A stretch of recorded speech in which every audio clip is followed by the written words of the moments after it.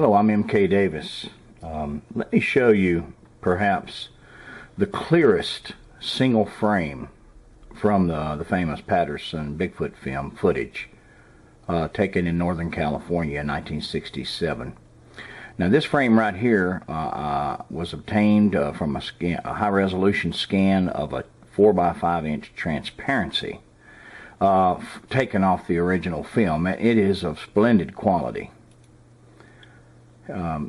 Okay, 352, there we go.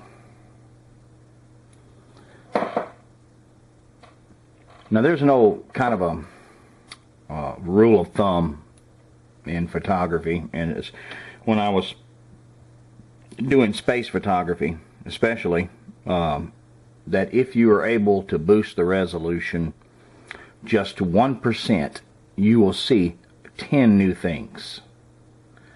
So that rule of thumb sort of applies here as well, and certainly this particular frame is far beyond a 10% boost in what you normally see out there.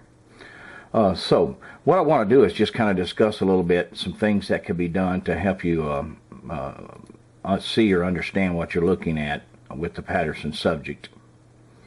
Now, what you see right in here, what you're seeing approximately, several different tones.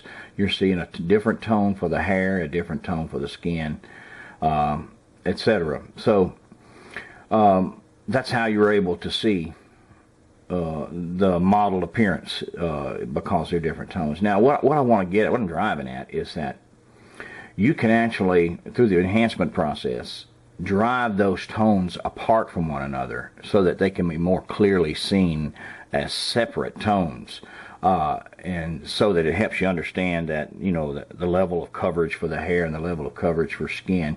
Let me just do that for you. Here, hold on. I'll go to my digital lasso tool, and we'll just take a particular part of the body.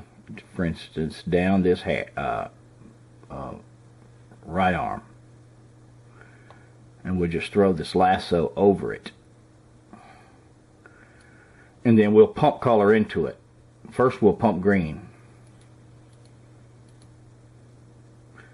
and then we'll pump red,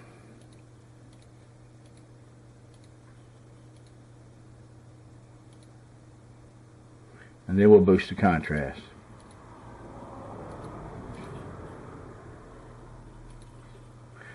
So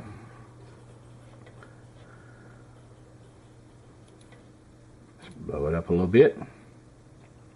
We'll go back down with it.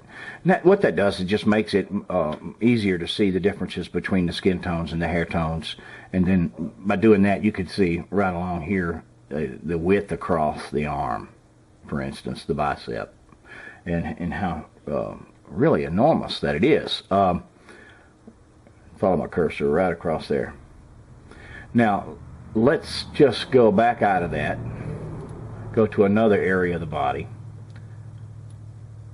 Oh, man, I'll get back to my lasso. We'll throw a lasso around the breast area. And we'll do that same process again, those same steps. We'll pump green into it. And then we'll follow with red.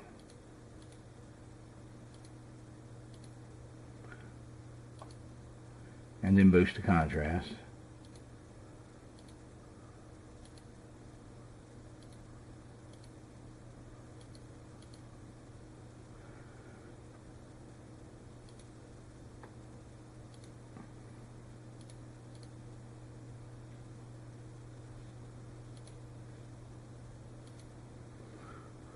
Now let me ask you, what do you see there?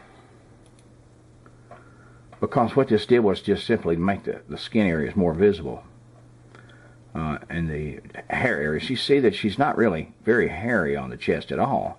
People say she has hairy this or hairy that, but a close examination, and you see that it's lightly haired over, but certainly not greatly haired over. It's a lot of skin there. You see anatomical features there that are certainly recognizable.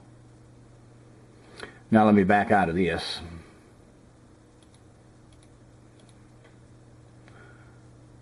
And we'll just do the same area right in here.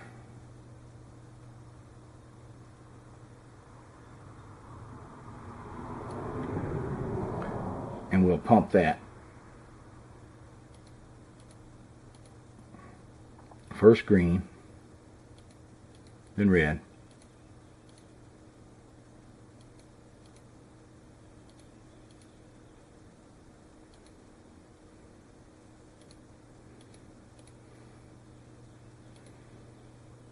Then you begin to see things there too. You see that there's this rather sparse coverage right in this area right here.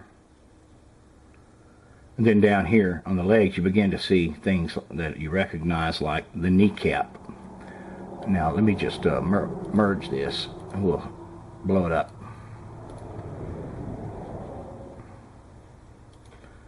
See right in here the kneecap area. You see that there's shadow right in here. It's things that you would see on a person, you know, if they were standing out there like that. I'm not really sure if this is a tendon or whether it's just shade or shadow. It's hard to tell, but certainly it looks a lot more visible, the skin areas. You know, when you have this kind of visibility, you can tell a lot more about the subject.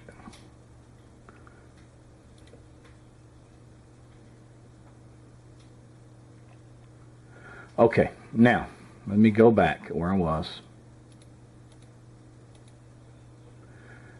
and let's just blow it up a little bit.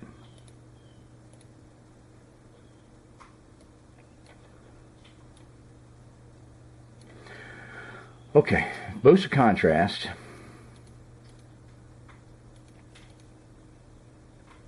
And then you begin to see in here, and I'm not sure if you can pick it up with a camera yet, but we'll do some enhancements here to make it a little more visible. Let me throw a lasso around this area of the mouth.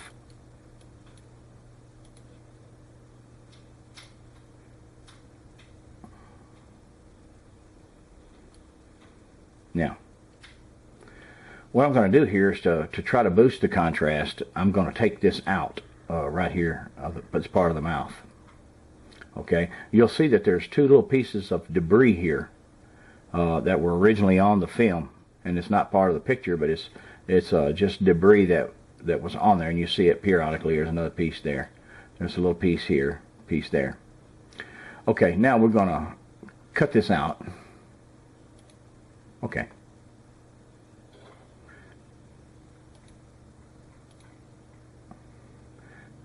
And then I'm going to paste it back in as an object. And here it is. But then I'm going to change it to grayscale, which it helps a lot in boosting contrast. Okay, well, I thought it would do just that, but it did the whole picture, but that's okay.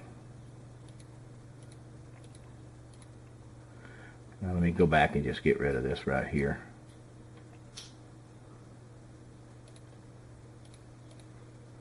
And go back to my grayscale, and I'll just cut that out again.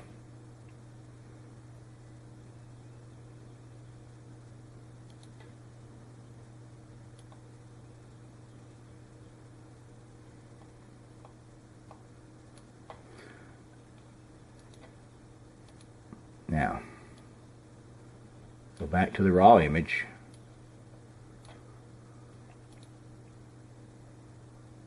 Paste it as an object.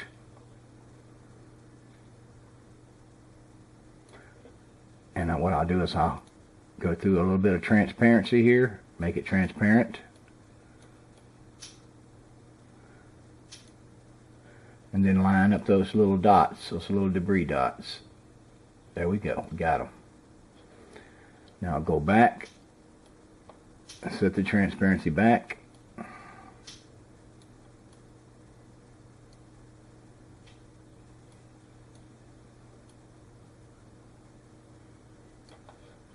And what that will do is just help me to boost it.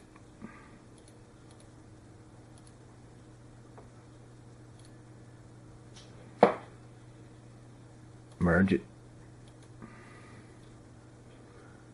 Now, go back to lasso. Do the inside of the mouth.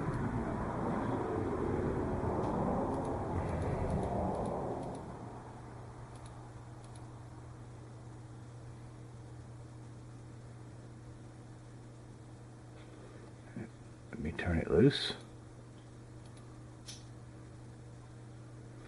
And now I'm just going to do the whole object.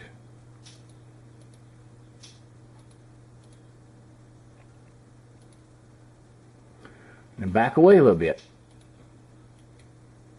Now, what do you see here?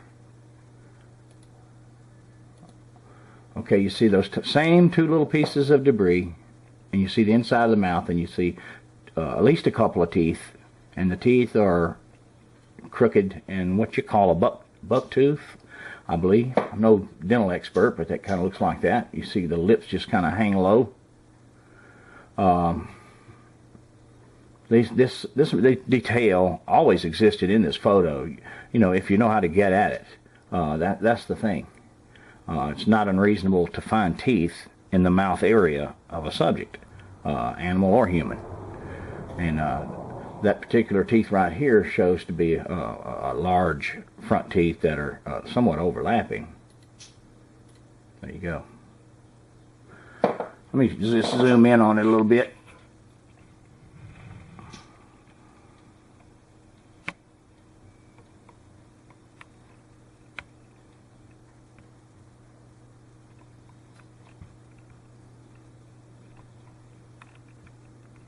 Okay, a little too far.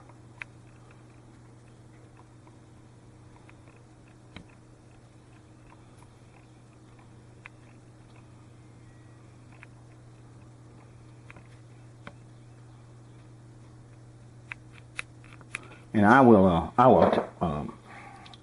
add these files that contain, you know, the finished enhancements using this process, you know, at the end of the video, so that it'd be a little easier to see, a little better than trying to view it from filming it off the screen. But anyway, like I said, what you're looking at is probably the clearest and the best defined photo from the film in existence. And it's only because it's such a good photo that you're able to get at these smaller details with enhancement. But anyway, I thank you for your time.